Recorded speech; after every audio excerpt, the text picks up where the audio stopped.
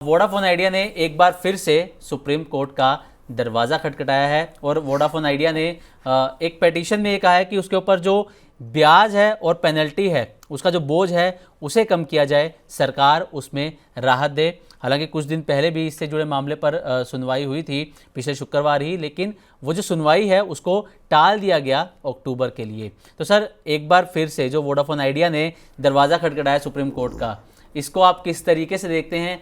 Company पूरी कोशिश कर रही है कि उसे सरकार की तरफ से राहत दी जाए, सुप्रीम कोर्ट कोई ऐसा फैसला दे कि कंपनी को दोबारा से कह दें कि जीवन दान मिल जाए। तो आप इस तरीके पूरे मैटर को कैसे देखते हैं सर? नहीं, देखिए, अभी हाल में जो सुप्रीम कोर्ट में वोडाफोन आइडिया पहुंची थी, वो मसला एजीआर की एक जो नई डिमांड केंद्र सरकार की तरफ से या डिपार्टमेंट ऑफ टेलीकम्युनिकेशन की तरफ से आई थी, उसको लेकर थी, जो लगभग 9-9.5 हज़ार करोड़ रुपए की एक डिमांड थी, जिसमें 2017-18 के दौरान के एजीआर ड्यूज को लेकर आया गया था, उसकी डिमांड करी गई थी।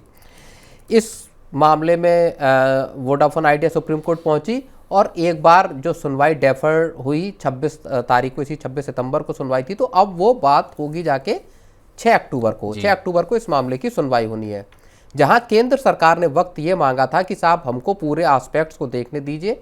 और चूंकि इस मामले में केंद्र सरकार खुद एक पार्टी है इस संदर्भ में, क्योंकि उसके पास 49% स्टेक है, दूसरा करीबन 20 करोड़ के आसपास यूजर्स वोडाफोन आइडिया के हैं, ऐसे में उनके इंटरेस्ट को देखते हुए सरकार ने कहा कि हमको इस मामले में कोई ना कोई सॉल्यूशन तलाशना पड़ेगा।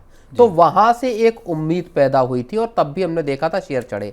अब वोडाफोन आइडिया एक नई पिटीशन लेके सुप्रीम कोर्ट पहुंची है, जहां उसने ये मांग की है कि साहब जो एजीआर का बकाया पे जो आपने ब्याज और पेनल्टी और फिर पेनल्टी पे ब्याज जो जोड़ा है, इसको माफ कर दिया जाए। और इसके लिए उन्होंने एक केस का हवाला दिया है।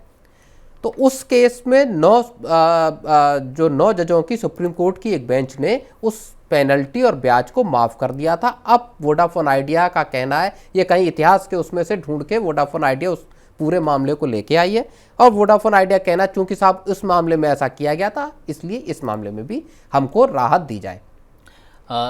ठीक है, तो क्या सर सरकार, क्योंकि 49% स्टेक ऑलरेडी सरकार के पास है इसमें, और सरकार चाहती भी है कि कंपनी को किसी ना किसी तरीके से राहत दी जाए ताकि कंपनी अपने पैरों पे खड़ी हो और दोबारा से कंपनी सरवाइव कर सके। लेकिन देखिए, ये जो एजीआर का जो ब्याज का और पेनल्टी का मामला है, ये तकरीबन 45,000 करोड़ रुपए का मामला है। जी। अगर ये, और पिछली बार जब इसी एजीआर के पेनल्टी और ब्याज के मामले पे सुप्रीम कोर्ट पहुंची थी कंपनी, तो सुप्रीम कोर्ट ने कहा था कि सुप्रीम कोर्ट ने इस पिटीशन को वापस कर दिया था।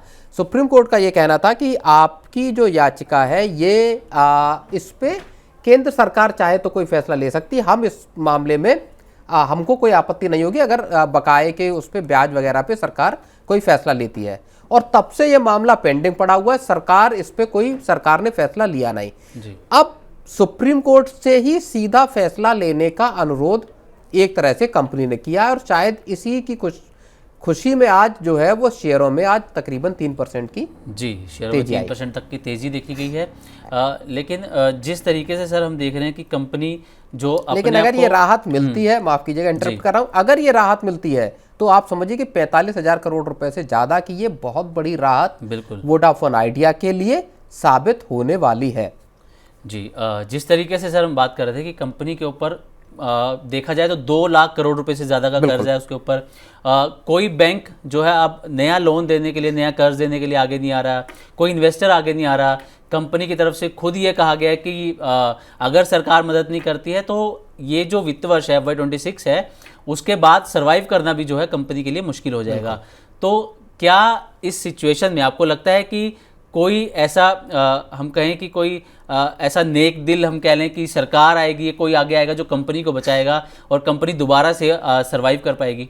नहीं हो सकता। देखिए, सरकार को इसमें एक बहुत बड़ा फायदा हो जाएगा अगर सुप्रीम कोर्ट ही ये फैसला कर दे कि आपके जो एजीआर पे का जो बकाया है उसमें पेनल्टी और इंटरेस्ट को हम माफ कर रहे हैं। तो सरकार के लिए ये कहने का हो जाएगा कि साहब सुप्रीम कोर्ट का फैसला है, हम तो वो दे नहीं रहे थे रियायत, लेकिन अब कोर्ट ने दे दी तो अब हम क्या करें। तो सरकार को इसमें फायदा हो जाएगा। जाहिर तौर पर 45-50 हज़ार करोड़ रुपए का एक रेवेन्यू लॉस होगा, लेकिन कंपनी को दरअसल बचाना और इतने भारी भरकम जो बकाया है कंपनी पे, वो कंपनी चुकाने की हैसियत में है नहीं, और ये बात कंपनी साफ तौर पे कह चुकी है।